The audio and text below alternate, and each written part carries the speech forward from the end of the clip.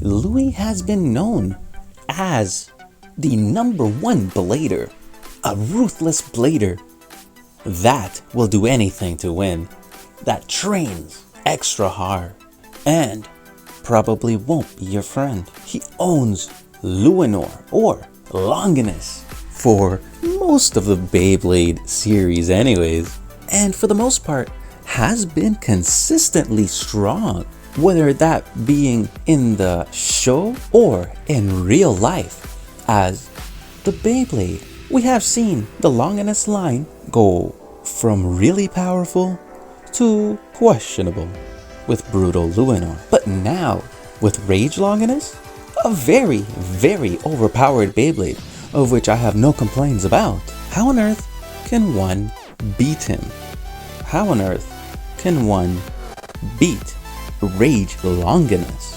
Well, I learned from the show that Lane Valhalla had a very good way of dealing with Lui, and that was by hitting his ego. He actually went to visit him in his own island and beat him, and there's a very good reason for that, and that is because Lui is actually very emotional. Not only that, but Lane Valhalla's Beyblade variant Lucifer and its evolution Lucifer the End were actually good counters for Rage Longinus.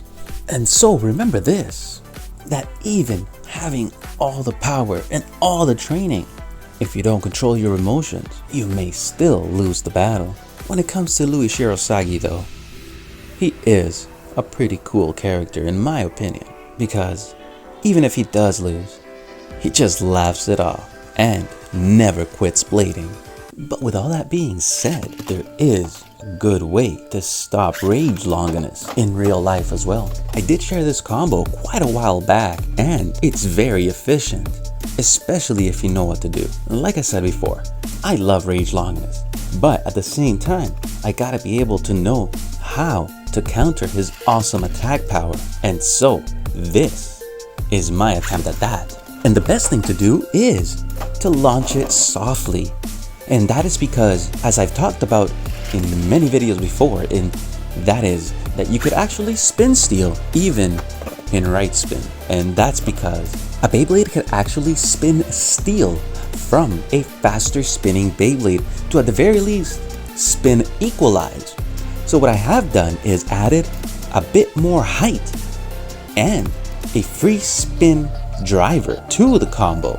I will let you know that it's not a foolproof method because it is Rage Longinus and you still may get knocked out, but this still may be one of the best ways to get around him. They do say that the best offense is a good defense, and well, in Beyblade, that is a very good point. We do see how a lot of defense type Beyblades are used to break other Beyblades, such as Phoenix and Lucifer.